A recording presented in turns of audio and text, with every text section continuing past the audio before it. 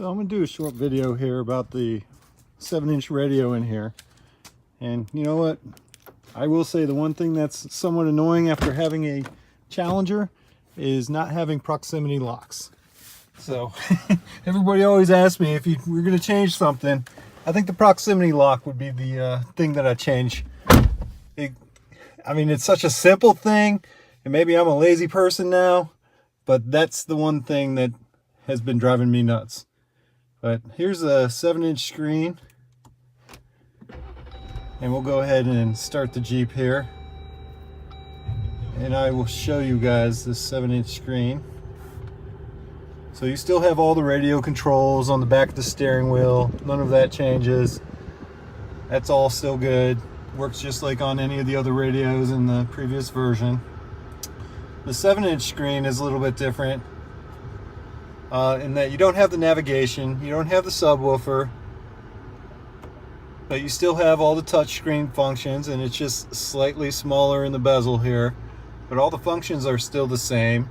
And you still get the Apple CarPlay, which I think is a big deal. With the Apple CarPlay, of course, you can plug it in down here, or you can actually plug it in. There's other USB sockets in the back seat that you can plug into if you'd like, but the port down just below the radio here seems to be the easiest one. But when you plug in your phone, you get Apple Play Go, which essentially allows you to use your navigation. So you don't really miss not having navigation in the screen itself, because you've got it on your phone and you can apply it through that system. So you can still use the radio controls here to flip around through your channels and all that. None of that has really changed. And I don't know if this phone will capture the sound quality here, but a number of people have asked how good it is. Now remember, you don't get the subwoofer, and we'll give this a go here, and I'll turn it up a little bit for you guys. So,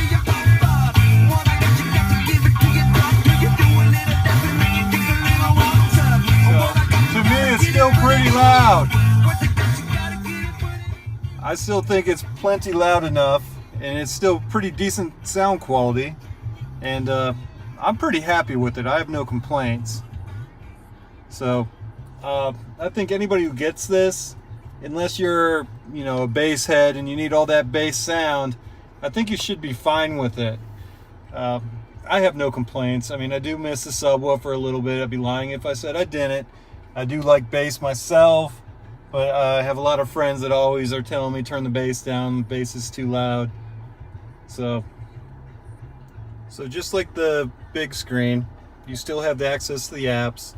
And in the apps, you can click on the backup camera, and it'll click on the backup camera even if you're not in reverse, which I think is nice. You can X out of that.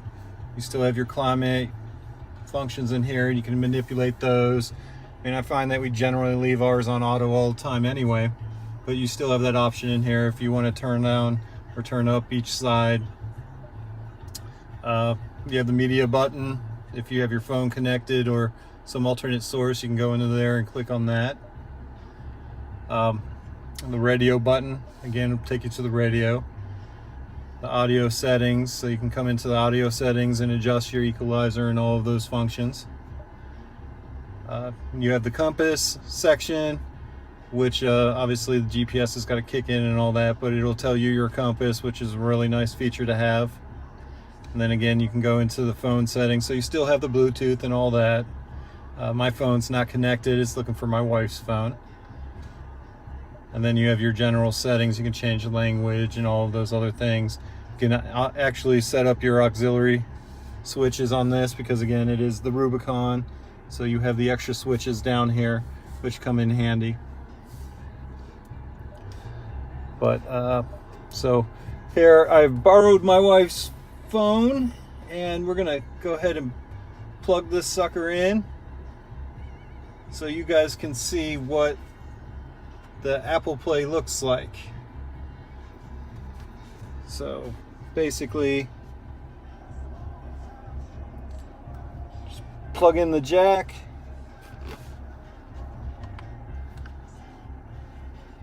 into the phone,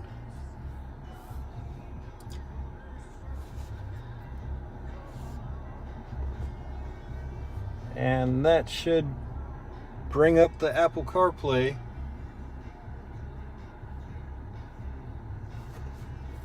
Which you can see it on our phone, it's popped up.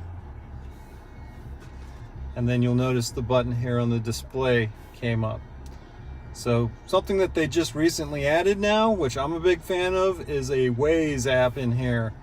I'm a big fan of Waze. It's a great little system, helps you navigate around construction and accidents and stuff, but I won't get too far into that. I think a lot of you guys probably already use Waze as well, but if you use that app, you can go ahead and click on there, and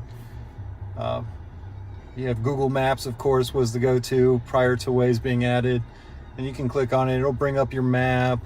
You can use your phone to put the destination in, which comes in real handy.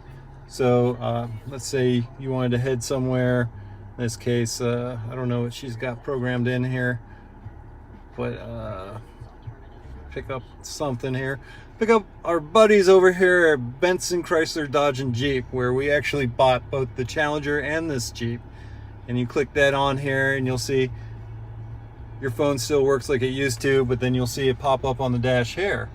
So you can go ahead and change your routes if you want to, or you can hit go. Starting route to Benson Chrysler Jeep Dodge. And there you go, it starts playing through your Head radio. north on Moncton Place, then turn left onto Brown Lane. And it's just as though you had navigation in the car. So really, you don't have to spend the extra money for the navigation system, because nowadays we all have cell phones, and you can just plug that in and run with that. So that's a quick overview of the 7-inch screen. Of course, without the subwoofer in the back, you're missing that, but I don't know. I think it sounds fine. I have no regrets about it. Do miss the subwoofer a little bit, so I mean, if it was an even swap, I'd definitely take it with the subwoofer and the bigger screen, but you know, this isn't one of the things that is a regret by any chance. So if there's other things you guys would like to see or videos of, go ahead and put it down in the bottom, and I'll respond back to you, create a little video for you if it's helpful for you. Again, hit that subscribe button, hit the like button, check us out on Instagram at QuickShifts is my Instagram. That following, it really helps me out. It'll help me know what you guys want to see. So let me know what you want to see, what videos you want to see some more on. You know, I can put a 5-minute video together for you and send it over to you anytime. I hope this is helpful for you guys, and appreciate the support. So smash that subscribe button, guys. Thanks a lot. Check you out later.